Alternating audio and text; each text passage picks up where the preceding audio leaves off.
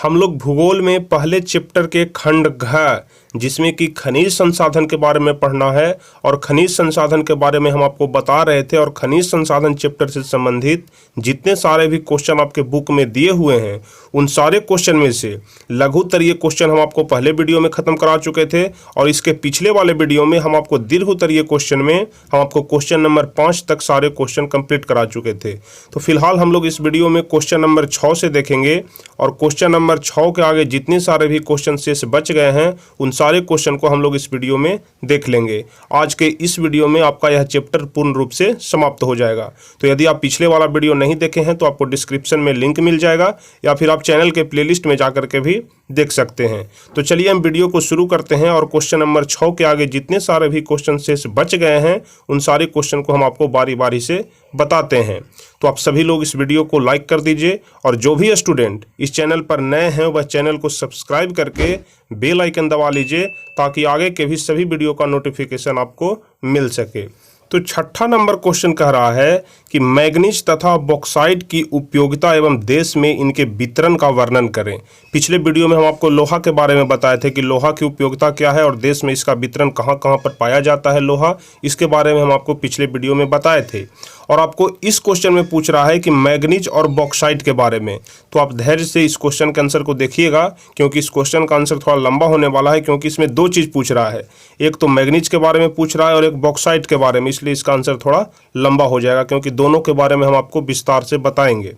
तो देखिए फिलहाल हम लोग मैग्नीज अयस्क के बारे में देखेंगे। तो मैग्नीज के बारे में अगर हम लोग बात करें तो मैग्नीज के उत्पादन में भारत का जो स्थान है वह विश्व में रूस एवं दक्षिण अफ्रीका के बाद तीसरे नंबर पर है। ठीक है, मतलब पहले नंबर पर रूस आता है और दूसरे नंबर पर दक्षिण अफ्रीका आता है मैग्नीज के उत्पादन में, और उसके बाद फिर भारत का स्थान आता है। यह मुख्य रूप से जंगरोधी इस्पात बनाने एवं लोहा एवं मैग्नीज के मिश्र धातु बनाने के उपयोग में होता है। कहने का मतलब कि जो मैग्नीज का उपयोग होता है वह मुख्य रूप से जंगरोधी इस्पात बनाने में होता है और लोहा मैग्नीज का मिश्र धातु बनाने में होता है। और इसके अलावा इसका उपयोग होता है शुष्क बैटरियों के निर्माण में, जो शुष्क सेल होता है उसके निर्माण में भी मैग्नीज का उपयोग होता है, फोटोग्राफी में भी मैग्नीज का उपयोग होता है, चमड़ा एवं माचिस उद्योग में भी मैग्नीज का उपयोग होता है। साथ ही इसका उपयोग पेंट एवं कीटनाशक दवाओं के बनाने में भी होता है। भारत के कुल उत्पादन का 85% मैग्नीज का उपयोग मिश्र धातु बनाने में होता है। कहने का मतलब कि बैटरी बनाने में, चमड़ा एवं माचिस बनाने में, फोटोग्राफी में, इन सभी चीज़ों में भी मैग्नीज का उपयोग होता है। लेकिन जो भारत में जितना भी मैग्नीज का उत्पादन किया जाता है उसका 85% मिश्र धातु बनाने में उपयोग होता है। तो आप लोग ध्यान रखिएगा मैग्नीज के बारे में कि मैग्नीज का उपयोग कहाँ कहाँ पर होता है।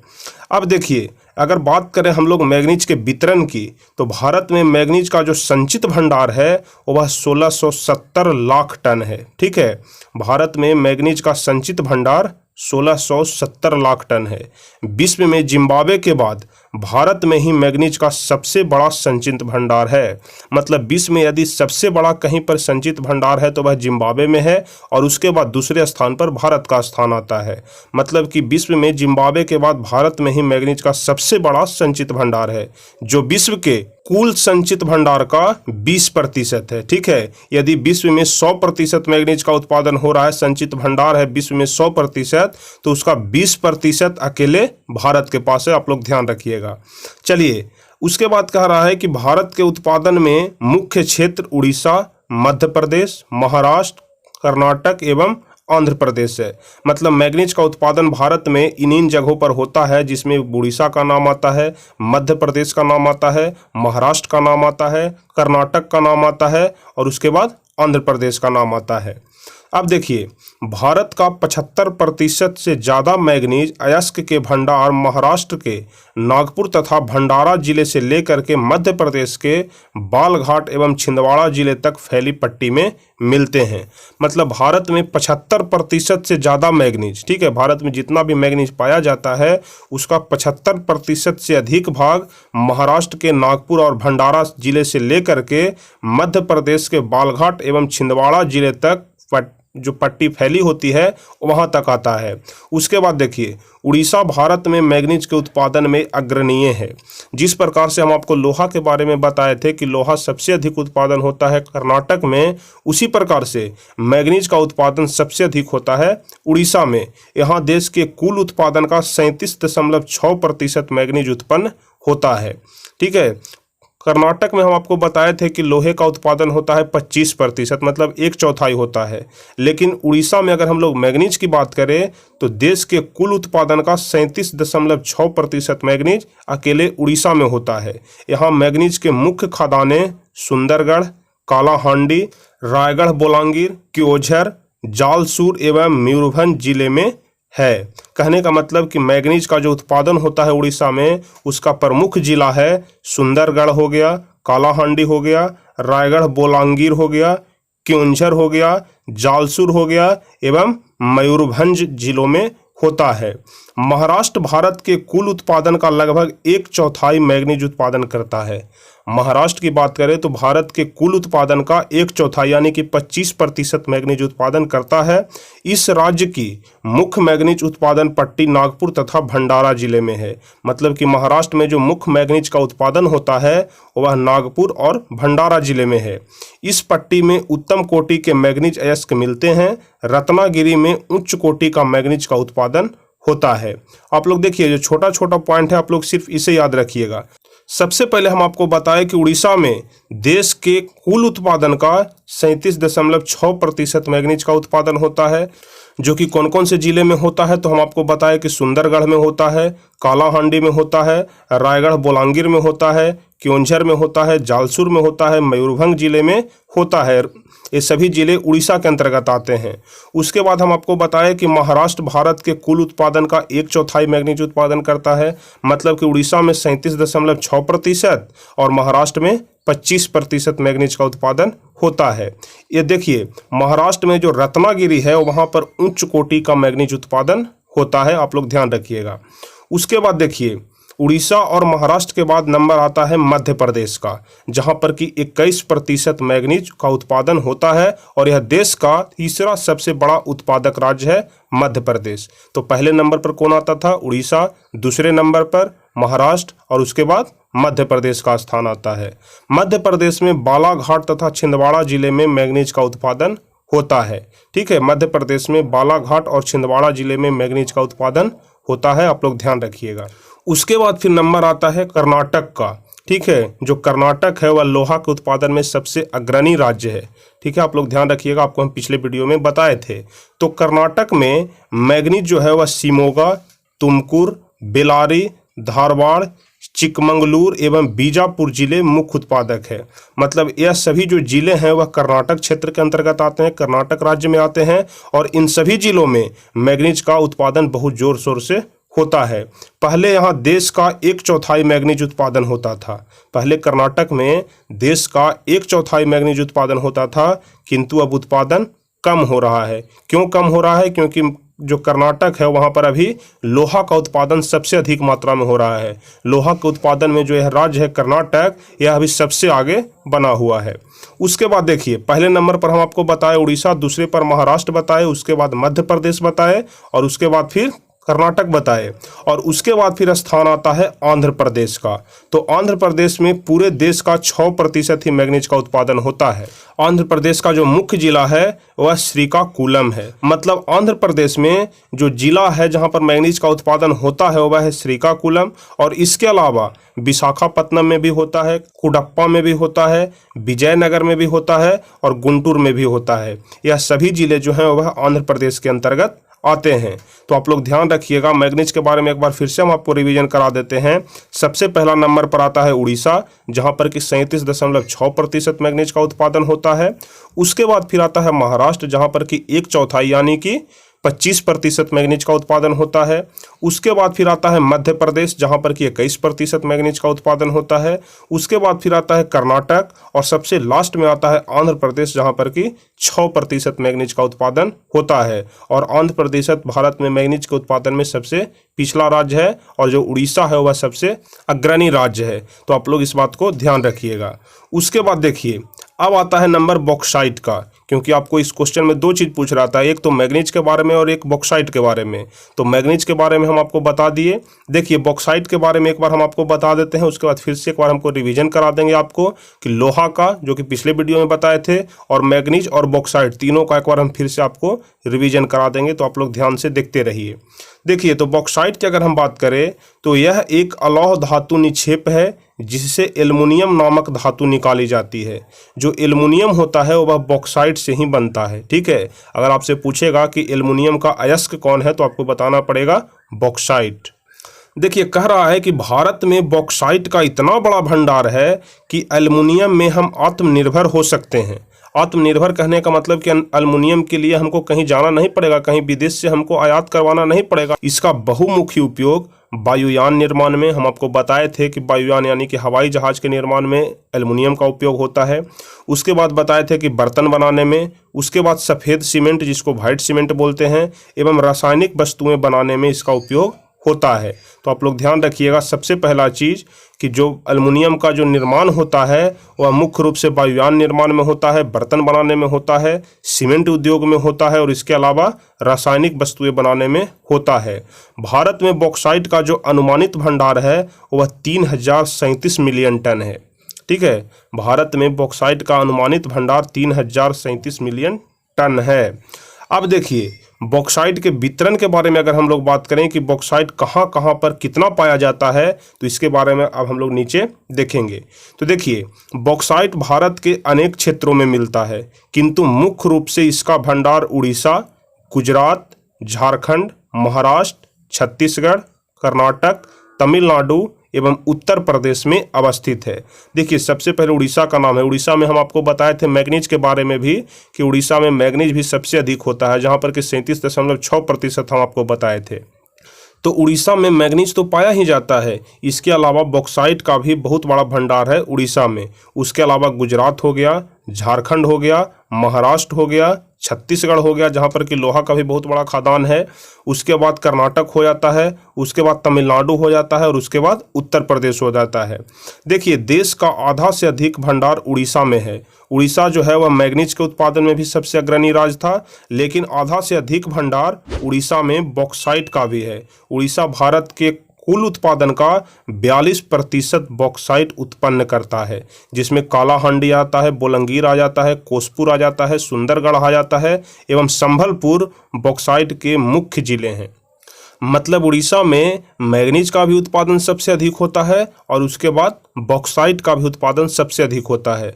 वहाँ पर हम आपको बताए थे कि 37.6% मैग्नीज का उत्पादन होता है, लेकिन बॉक्साइट का उत्पादन उससे भी ज़्यादा यानी कि 42% तक होता है। कहाँ कहाँ में होता है उड़ीसा में? तो कालाहांडी जिले में होता है, बोलंगीर जिले में होता है, कोसपुर जिले में होता है, सुंदरगढ़ जिले में होता है एवं संभलपुर जिले में होता है। यह सभी जिले उड़ीसा राज्य के अंतर्गत ही आते हैं। उसके बाद देखिए हम आपको गुजरात के बारे में बताएं कि गुजरात में भी बॉक्साइट का निर्माण बहुत ज़ोर शोर से होता है, बहुत बड़ी बड़ी खदानें हैं। तो अगर हम लोग गुजरात की बात करें तो गुजरात में 37.35% बॉक्साइट उत्पन्न करके देश में दूसरे स्थान पर है। पहले स्थान पर हम आपको उड़ीसा बताए जो कि 42% बॉक्साइट उत्पन्न करता है, और दूसरे स्थान पर यानी कि दूसरे नंबर पर 17.35% बॉक्साइट उत्पन्न करके जो गुजरात है वह देश में दूसरे नंबर पर है। गुजरात में कौन कौन से जिले में बॉक्साइट का उत्पादन होता है? तो जिसमें आता है जामनगर, उसके बाद आता है कैरा, उसके बाद आता है साबरकांठा एवं सूरत। ठीक है, तो इन सभी जिलों पर बॉक्साइट का निर्माण गुजरात में होता है। उसके बाद देखिए झारखंड का स्थान आता है। पहले नंबर पर उड़ीसा बताए, उसके बाद गुजरात बताए और उसके बाद झारखंड का स्थान आता है। तो झारखंड जो है वह बॉक्साइट के उत्पादन में तीसरा स्थान रखता है। ठीक है, पहले नंबर पर कौन आता है? उड़ीसा, दूसरे पर आता है गुजरात और उसके बाद झारखंड का स्थान आता है। यह देश का 14% बॉक्साइट उत्पन्न करता है। देखिए आपको इतना तो याद रखना पड़ेगा कि कौन सा राज्य कितना प्रतिशत खनिज का उत्पादन करता है, जिसमें हम आपको सबसे पहले बताए कि उड़ीसा 42% बॉक्साइट उत्पन्न करता है, उसके बाद गुजरात 17.35% और उसके बाद झारखंड 14%। देखिए हम बार बार इसलिए रिपीट करते हैं कि आपको चीज़ें देखते देखते ही मतलब कि वीडियो देखते देखते ही याद हो जाए, इसलिए हम बार बार एक ही बात को रिपीट करते रहते हैं।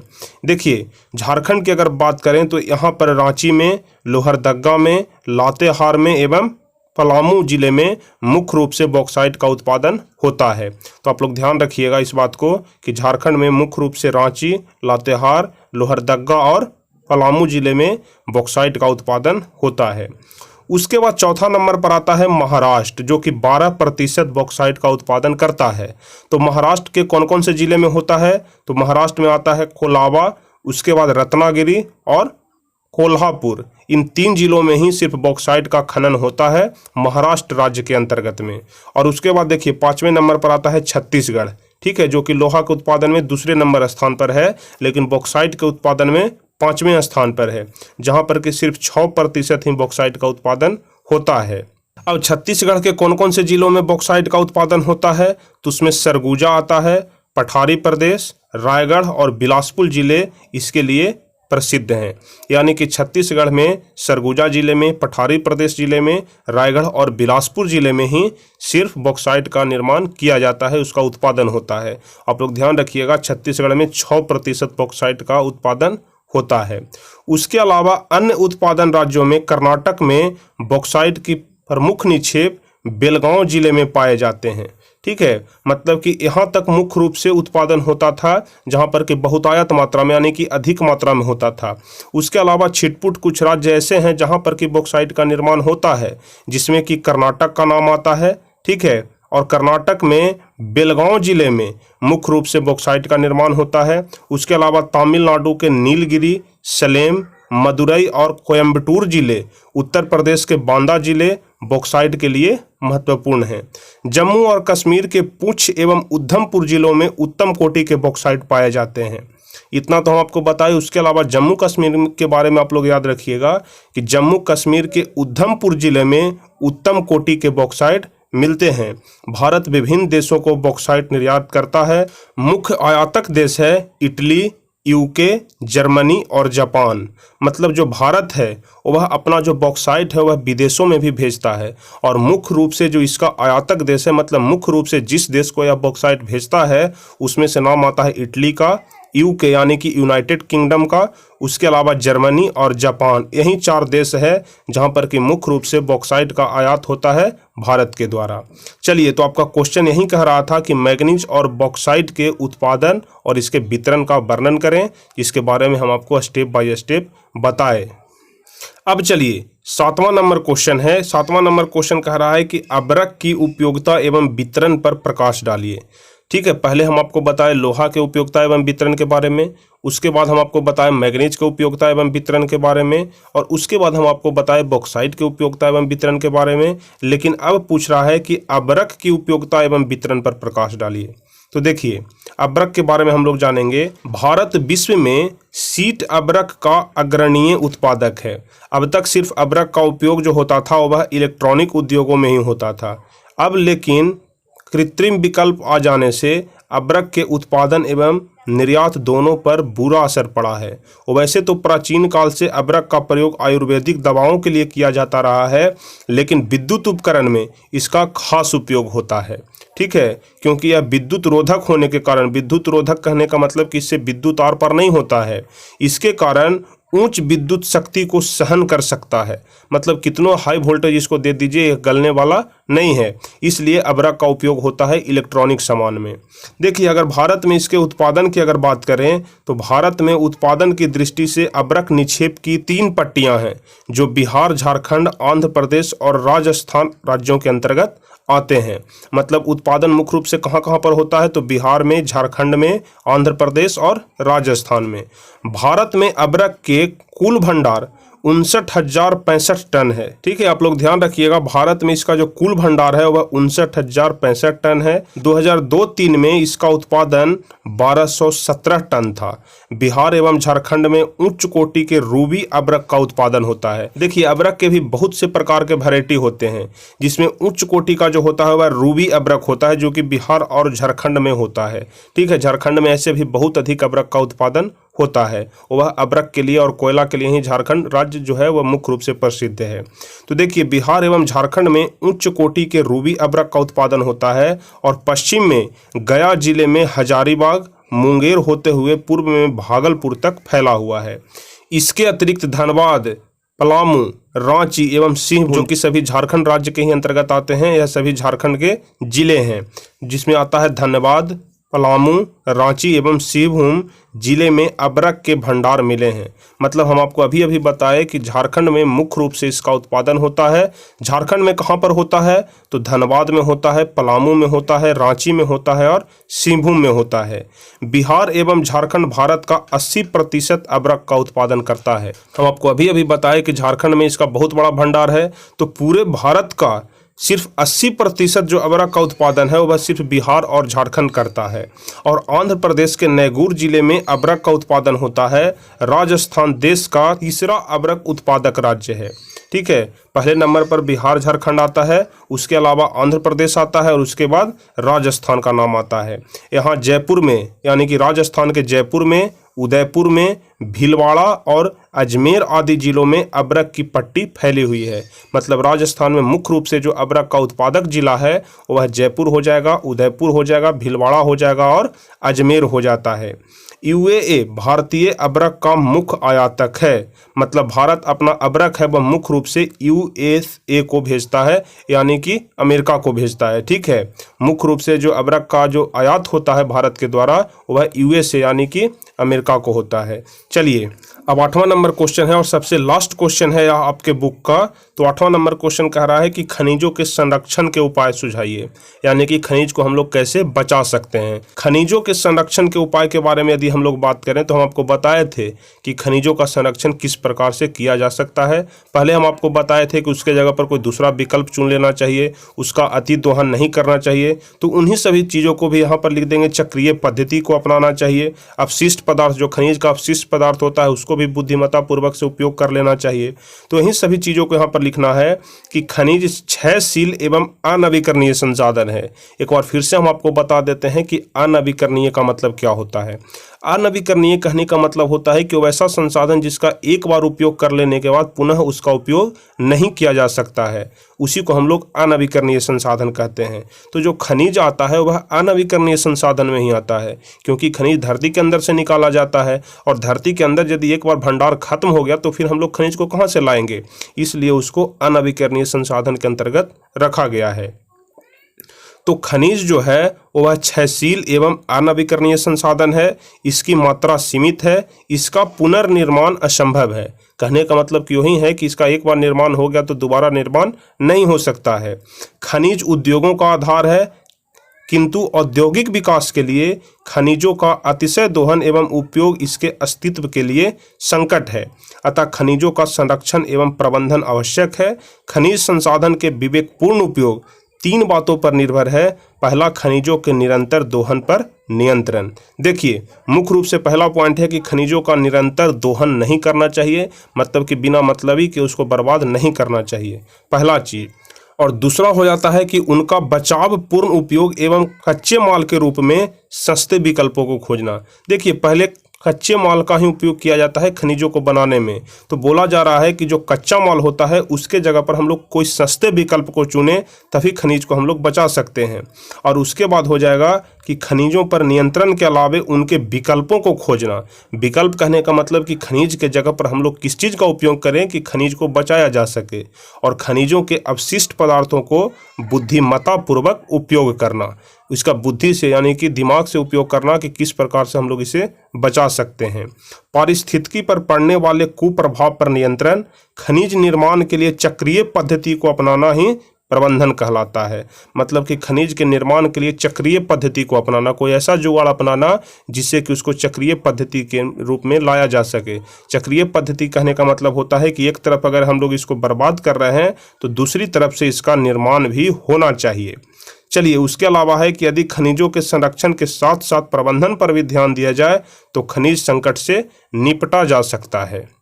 देखिए, संरक्षण और प्रबंधन कहने का मतलब होता है, संरक्षण कहने का मतलब तो हो गया कि बचाव, और प्रबंधन कहने का मतलब हो जाता है कि बचाव के अलावा उसको पुनर्निर्माण के लिए, मतलब उसके जगह पर कोई दूसरा विकल्प खोजना, चक्रीय पद्धति को अपनाना, इन सभी चीज प्रबंधन के अंतर्गत आ जाते हैं। तो खनिजों के संरक्षण के लिए मुख्य रूप से इन्हीं सभी बातों का ध्यान देना चाहिए कि उसका बुद्धिमत्ता से उपयोग करना चाहिए, उसके अपशिष्ट पदार्थों को, उसका अतिशय दोहन नहीं करना चाहिए, उसके बचाव पूर्ण के लिए कच्चे मालों के रूप में हम लोग सस्ते कोई विकल्प को चुन लें।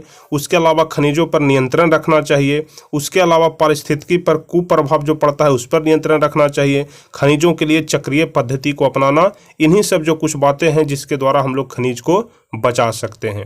तो चलिए, हम आशा करते हैं कि आपको सारे क्वेश्चन बिल्कुल ही अच्छी तरीके से समझ में आ गया होगा। तो यहाँ पर आपको जो खनिज संसाधन है वह पूर्ण रूप से समाप्त हो जाता है। खनिज संसाधन के अंतर्गत जितने सारे भी क्वेश्चन थे, जितने सारे भी प्रश्न थे आपके बुक में, सारे प्रश्न का उत्तर हम आपको ऑलरेडी बता दिए।